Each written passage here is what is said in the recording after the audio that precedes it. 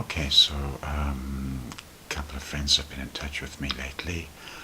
To contextualize this, this is the 12th of November 2016, just a little after the United States elections that elected Trump, and before his inauguration, assuming that that still happens. And yeah, there's a lot of emotion in America, clearly. Some is being reported on the media. There's also reports all over the Twitter thing and that sort of stuff. And I think part of what some people are having difficulty with is the uncertainty, because we really know, I think generally people really know that the mainstream media is, how to put it kindly, full of shit.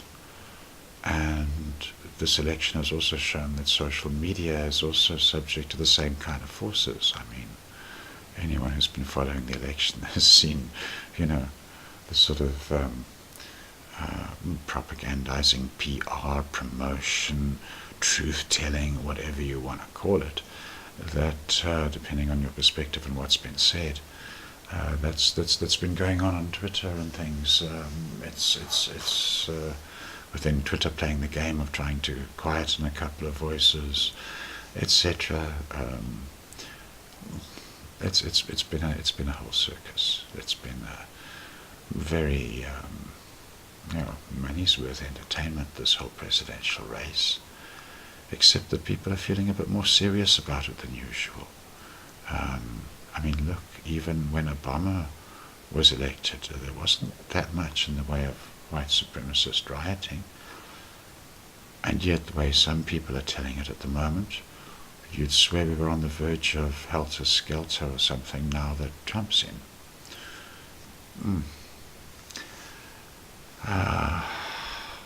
I'm not here to predict the future, and I'm not mentioning this topic because I have any particular interests in how the politics goes.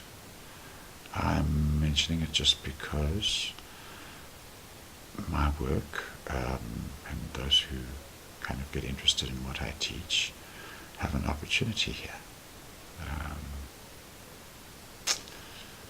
I'm afraid the opportunity is twofold. There's what is proportionate to the situation, really and truly, and responsive to the arising, that those who are capable of truly living in the moment will know what that is.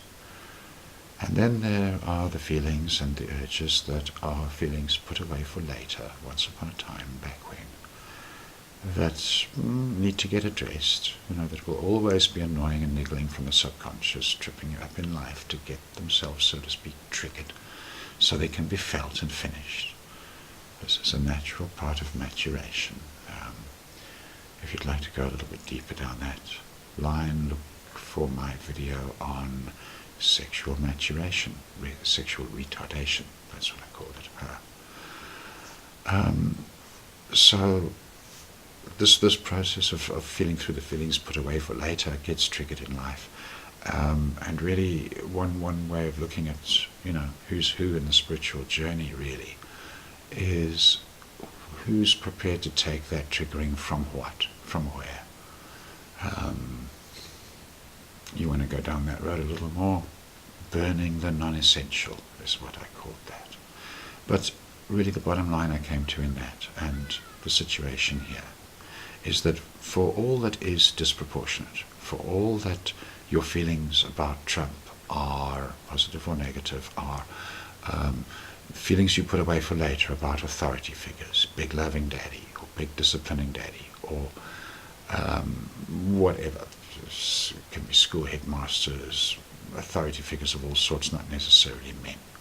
Patriarchal authority, authority that leads not by earning your respect, but by claiming that it owns your respect somehow.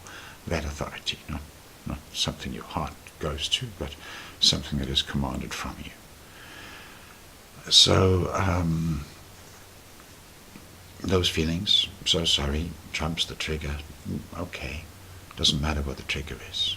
When it comes to the disproportionate feelings that you put away for later, there's one responsibility: you feel them, you face them, You let them right through you. You let them complete in you. You take another step in life closer to living responsively to what truly arises from your own true response, living in the moment. So that's the disproportionate.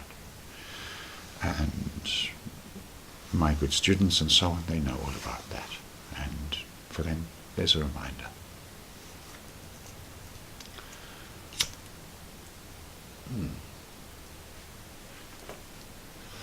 Now the disproportionate feelings, yeah, we can all kind of face that. But the worrying thing is the proportionate ones. Oops. Like, what if the maniac is going to start apartheid in America, use Obama's FEMA camps, stock them full of everyone racially, whatever, use the new marijuana liberation kind of stuff to just round them all up because they've got most of their names from medical records now and pack them in. Or, what might Trump do? Wow, the mind boggles. There are many, many directions. I've heard all sorts of insane things, and I've heard some fun things. I probably disagree with most people in the way I go with these things. I mean, I think Mexico probably really would like to get to build a wall and keep their people in Mexico and let them develop Mexico a bit rather than have them just running over to America for, easy cash all the time. I believe that was the historic problem with Mexico, if you go look it up. The apartheid thing, if Trump wants to play with that, well, good news and bad news. Good news, we've all got friends in South Africa, we know how to cope with that shit. Bad news, apartheid is really, really expensive. Really expensive. It's not like it was a good thing in South Africa for the economy. South Africa financially thrived over the apartheid years, yes, but it thrived because no other country in the world ever before that, and no country in the world ever after that, ever will pull out of the ground as much gold as South Africa pulled out of the ground in those years. South Africa could have afforded anything it wanted to. We could have had space missions, but instead we had apartheid. We could have conquered all of Africa, or another topic. So Trump has those potentials. The other potentials is Trump has the qualities of what he was really voted for in a way. I mean, sure, there's the, he kind of won or lost the unpopularity contest, but the extent to which Michael Moore is absolutely right that this is a fuck you vote to the system, Trump may be, beyond all the checks and balances and many things in his way, he may be the dude to make some change to that system. Or, seeing the tension around Trump being there, just such a fellow getting into the position in America, and the sheer offense that such a fellow can become the leader of a country like that, spending a couple of billion and, paying a Twitter army or whatever, but the offense at that could give rise to a real good shake-up of the system, which again is what people were maybe hoping for.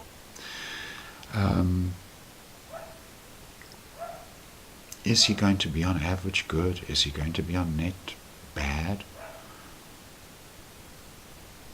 Is what he's going to do, is the scale of things arising that seem to happen, along with this phenomenon called Trump? It's not a person, it's a media image thing. I mean, who knows what the actual man is under all that, but no way to know. Probably not important either.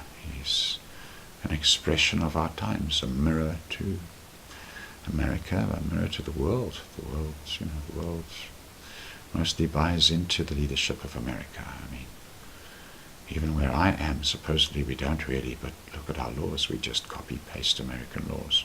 That's really being in the servitude of another country. So, good or bad? Well,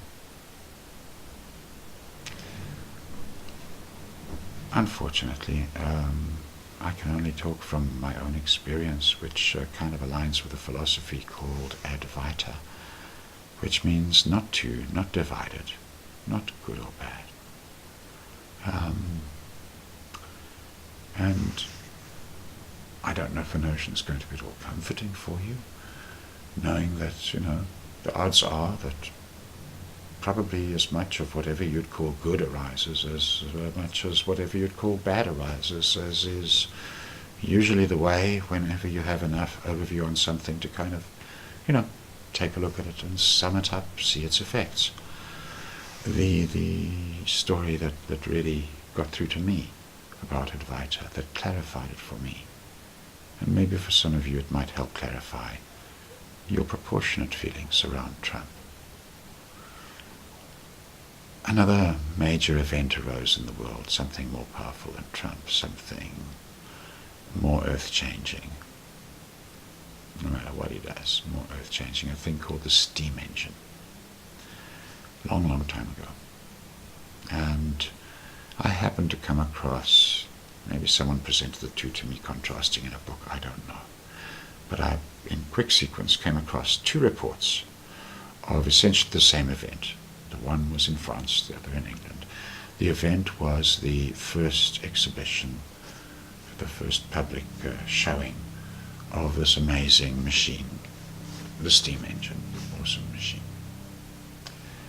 The British one was the one I read first. The English guy reported, he said, technology has brought us heaven on earth.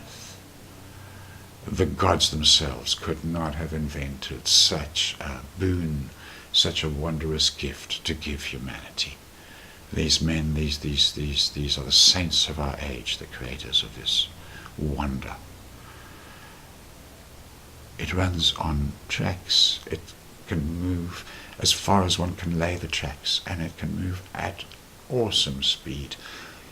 It will be able to move food from where it's needed to where it's needed, from where it's produced. It will be able to move populations that are threatened out of danger. It will be it'll enable commerce, conviviality, the general getting together and communal enterprise of humanity. It is an opening of the heavens, a gift, a boon, a wondrous delight. This is the greatest day in human history. This is frickin' awesome, this wonderful machine. As you can hear, I have it all in the original Victorian. Right, there he is. That's what he said, the Englishman. And across the channel, 50-odd miles away, a similar thing happened, exhibition of the steam engine. And the French guy wrote the thing. I'm not making a comment on English and French here, it was just two different perspectives at the time. And the French guy wrote, oh shit, oh merde mon ami, my friends, mes amis, hell has arrived. The gates of hell have been opened by these diabolical merchants of death, these maniacs of destruction, who have tampered with these vile forces of nature and brought forth a demon. This machine they have made runs on metal rails as far as you care to lay them. It will be plundering in no time, plundering the resources of poor territories, moving them to the rich ones, displacing populations, moving armies, not just armies, moving the most massive machines of war on these tracks. You could put tons and tons of cannonry and stuff on it, and it's going to destroy the earth. This awful invention is the most accursed, evil thing our planet has ever seen. And it's going to bring chaos and destruction and tribulation and torment on an unprecedented scale hitherto unexperienced by mankind. And we're talking about the steam engine, a real big thing. Trump's a big deal, but, big deal, has a lot of money, flashed it around, arguably made some, arguably did less well than a pretty basic investment plan. Doesn't matter. Made his name famous, got a book written, things like that. Maybe a great dude underneath all of it. Wonderful. Why ever not? And he's clearly a big thing. As big as the steam engine? Don't know. But the truth of the good and the bad of it.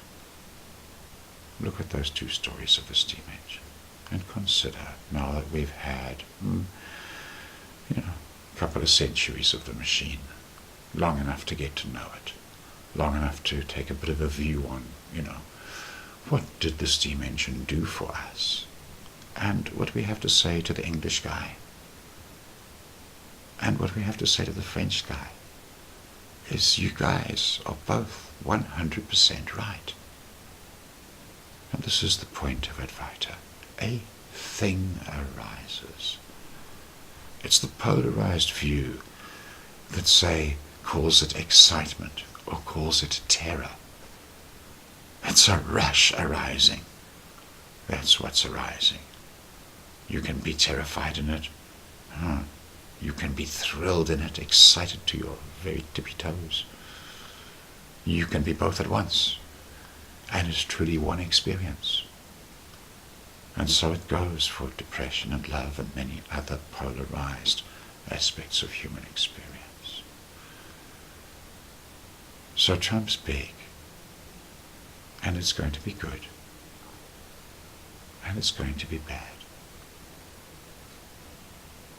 Feel what you need to feel about that, because it's not quite on the scale of the steam engine, but it's going to be good and it's going to be bad, bigly.